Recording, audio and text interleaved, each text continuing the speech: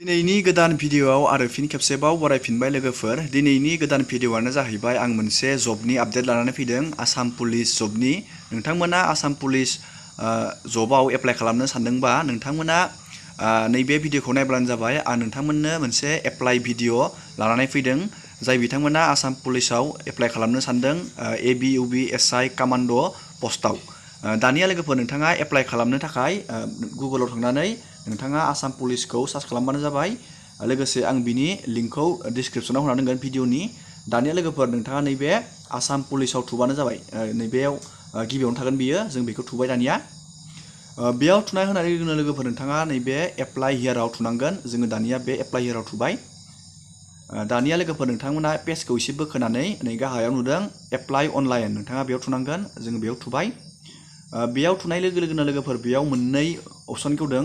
नोंथाङा बेयाव नुदों लगइन आरो रेजिस्टार नाव। गिबियावनो नोंथाङा रेजिस्टार खालामना लाग्रोनांगोन। जों दानिया नै रेजिस्टार नावआव थुबाय।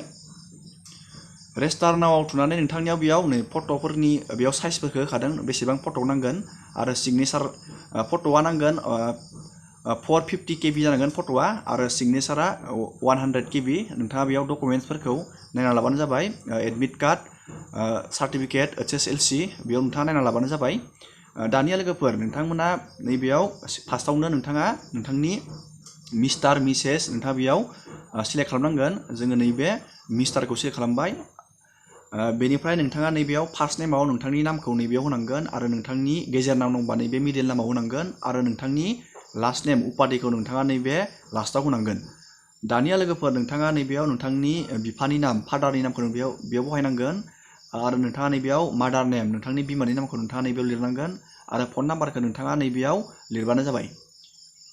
दानिया लोगोफोर नोंथांमोना बेयाव इमप्लयमेन्ट एक्सचेन्जनि रेजिस्ट्रेसन सार्टिफिकेटखौ नांगोन, नोंथाङा बेयाव बहायना होबानो जाबाय। आरो नोंथांनि हायेस्ट क्वालिफिकेसन नोंथाङा बेसे पास खालामदों नोंथाङा बेयाव बहायना होबानो जाबाय। आं बेयाव मोनसे बहायबाय। दानिया लोगोफोर नोंथाङा बेयाव पार्मानेन्ट डिस्ट्रिक्ट, नोंनि डिस्ट्रिक्टखौ बेयाव सिलेक्ट खालामबानो जाबाय, नों मा डिस्ट्रिक्टनि। दानिया लोगोफोर नोंथाङा नैबेयाव सिलेक्ट जेन्डार, नोंथाङा मेल फिमेल बेयाव सिलेक्ट खालामबानो जाबाय। दानिया लोगोफोर बे कास्ट केटेगरि नोंथाङा SC ST बेयाव सिलेक्ट खालामबानो जाबाय। बेनिफ्राय लोगोफोर नोंथाङा नैबे डेट अफ बार्थआव नोंनि डेट अफ बार्थखौ बेयाव बहायना होबानो जाबाय। दानिया नोंथाङा आधार कार्ड नाम्बार दंबा नोंथाङा बेयाव आधार कार्डखौ बहायजागोन। नैबेयाव टिक थुनानै नोंथाङा खेबसे नायफिनबानो जाबाय। नोंनि स्पेलिं, नामनि स्पेलिंफोरा मिस्टेक जानो हागौ, बेखौ नायफिनबानो जाबाय नोंथाङा। जुदि गासैबो अकेबा नोंथाङा नैबे रेजिस्टाराव थुना होबानो जाबाय। जों दानिया बेयाव रेजिस्टाराव थुबाय। रेजिस्टाराव थुनाय लोगोफोर नोंथांनाव बेबायदि मोनसे रेजिस्टार नाम्बार मोनगोन। नोंथाङा नैबायदि मोनगोन, नोंथाङा बेखौ लाखिना दोनबानो जाबाय। जों दानिया लगइनआव थांफिननोसै, जोङो बेयाव लगइन जानानै एप्लाइखौ बानायनोसै। दानिया लोगोफोर नोंथाङा नैबे लगइनआव थांबानो जाबाय। जोङो बे लगइनआव थुसिगोन दानिया। नैबेयाव लोगोफोर नोंथाङा नोंथांनि दहायनि रेजिस्टार नोंथांनि आइडिजोंबो नोंथाङा नैबेयाव लगइन जानो हागोन, आरो नोंथांनि मबाइल नाम्बारजोंबो नोंथाङा नैबेयाव लगइन जानो हागोन। नोंथाङा नैबेयाव डेट अफ बार्थखौ बहायनांगोन। जों दानिया बेयाव लगइन जानोसै। जों दानिया बेयाव बहायबाय लोगोफोर मबाइल नाम्बारजों डेट अफ बार्थजों। दानिया जोङो नैबे लगइनआव थुसिगोन।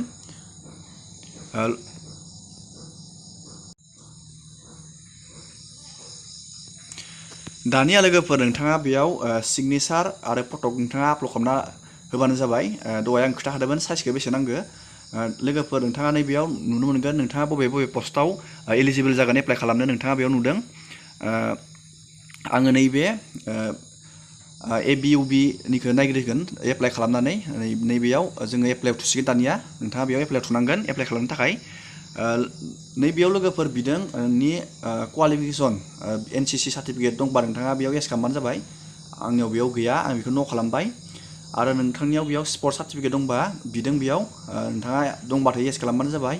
आंनाव गैया नालाय आं बेखौ न' होबाय। दानिया लोगोफोर नोंथाङा जुदि नैबेयाव डु इउ हेभ NDFB-X सार्टिफिकेट दंबा नोंथां, जाय बिथांमोनहा NDFB बिथांमोननि थाखायबो बेयाव मोनसे सार्टिफिकेट बिदों। नोंथाङा NDFB-नि सार्टिफिकेट दंबाथाय होबानो जाबाय एसआव, गैयाबा न' खालामबानो जाबाय। दानिया लोगोफोर नोंथाङा बेयाव हमगार्डनि सार्टिफिकेट बिदों, बेयाव दंबाथाय होबानो जाबाय नोंथाङा एसआव थुनानै। जोंनाव बे गैया, जों बेयाव न' होबाय। नैबेयाव VDP सार्टिफिकेट बिदों, VDP सार्टिफिकेट दंबा नोंथाङा होबानो जाबाय। जोंनाव गैया, बेयाव न' होबाय। नैबेयाव SPO सार्टिफिकेट बिदों, नोंथाङा दंबा होबानो जाबाय। आं बेखौबो न' खालामबाय। दानिया लोगोफोर नोंथाङा नैबेयाव सेभ एन्ड प्रसिडआव थुना होनांगोन। जोङो बेयाव थुबाय। बेयाव थुनाय लोगो लोगोनो लोगोफोर नोंथाङा नैबेयाव टिक खालामनांगोन UB Assam police AB Assam police नैबे कनस्टेबल UB APRO नोंथाङा बेयाव टिक थुबानो जाबाय। आरो सेकेन्डआव नोंथाङा नैबेखौ मोनसेखौ थुबानो जाबाय आरो थार्डआव नोंथाङा बेखौ थुबानो जाबाय।